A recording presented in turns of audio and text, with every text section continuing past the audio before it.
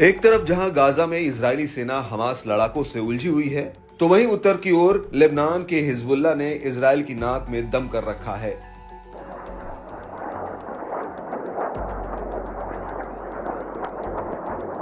Lebanon में Israeli बलों की घुसपैठ के बावजूद हिजबुल्लाह के हमले कम होने के बजाय लगातार बढ़ रहे हैं।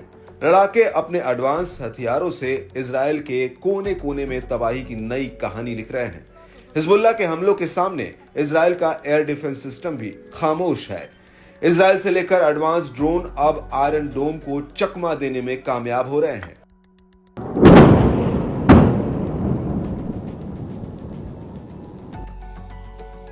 इससे हिजबुल्लाह के हमलों से इजरायल को बड़ी चोट पहुंच रही है। हिजबुल्लाह ने बीते रविवार को इजरायली बस्तियों, मिलिट्री साइटों और रणनीतिक प्रतिष्ठानों पर भीषण हमलों को अंजाम दिया। इस दौरान समूह ने कई सटीक हमले का भी दावा किया। हिजबुल्लाह ने जोर दिया कि ये अभियान गाजा के दृढ़ फिलिस्तीनी लोगों के समर्थन में और लेबनान और उसके लोगों की रक्षा के लिए थे। बताया गया कि हिजबुल्लाह ने इजरायल पर 340 से ज्यादा रॉकेट, मिसाइलों और ड्रोन से हमला किया। पहली बार हिजबुल्लाह ने लेबनान फिलिस्तीनी बॉर्डर से 150 किलोमीटर दूर अशदोद नौसेना बेस को ड्रोन से निशाना बनाया। इसी तरह ड्रोन ने मेटुला बस्ती में एक हाल में बने इजरायली सैन्य कमांड रूम को बम से उड़ाया। वहीं तेल अवीव में एक मिलिट्री साइट को गाइडेड रॉकेट और ड्रोन से निशाना बनाया गया। समूह ने अपने खतरनाक ऑपरेशन की जानकारी देते हुए बताया कि लड़ाकों के हमलों की लहर उत्तरी सीमा के पास की बस्तियों तक फैली। इसमें दर्जनों रॉकेट बैराज से हमला किया गया। कफर ब्लम को 2 बार निशाना बनाया गया। मालोट, तरशीहा, हागिलिट और किरियट शमोना की बस्तियों पर भी रॉकेट की बौछार की।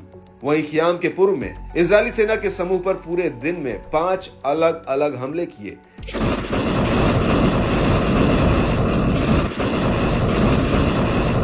हिजबुल्लाह ने इजरायल पर अपने हमलों के पैटर्न में बड़ा बदलाव भी किया है। लड़ाके अब एक ही इलाके को अलग अलग समय पर दहलाने की ताक में रहते हैं। इससे इजरायली बलों को होने वाले नुकसान का दायरा भी लगातार बढ़ता जा रहा है। समूह ने दावा किया कि तोपखाना साइट डिशोन की बस्ती पर भी हमला किया। साथ ही केरेम बेन जिमरा, सफद और मेरोन की बस्तियों पर पूरे दिन हवाई हमलों की बौछार की गई। दावा तो यह भी है कि लेबनान के इस्लामिक प्रतिरोध ने कई महत्वपूर्ण इजरायली सैन्य प्रतिष्ठानों पर भी हमला किया।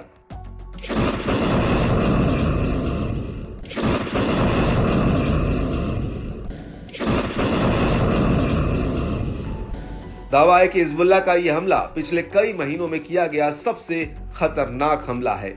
बताया गया कि कुछ रॉकेट इजरायली राजधानी तेल अवीव तक पहुंच गए थे। ताजा हमले में हताहतों की संख्या 11 पहुंच गई। वहीं कारों में आग लगने और इमारतों को भारी नुकसान की भी खबरें हैं। बता दें कि लेबनान के साथ संभावित युद्ध विराम समझौते पर बातचीत का दौर जारी है, मगर इसमें कोई खास सफलता मिलती नहीं दिख रही।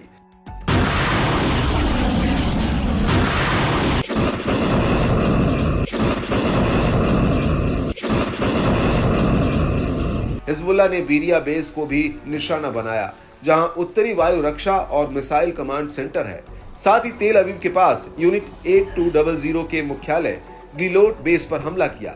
बताया गया कि लड़ाकों ने एडवांस सतह से हवा में मार करने वाली मिसाइलों से इजरायली हर्मिस 450 ड्रोन को रोका।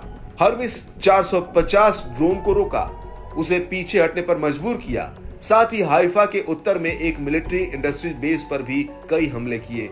दादो बेस और मिशर बेस पर रॉकेट बैराज से हमला किया। इस दौरान हिजबुल्लाह ने इजरायल के भीतर रणनीतिक स्थलों को निशाना बनाने की अपनी ताकत का प्रदर्शन किया।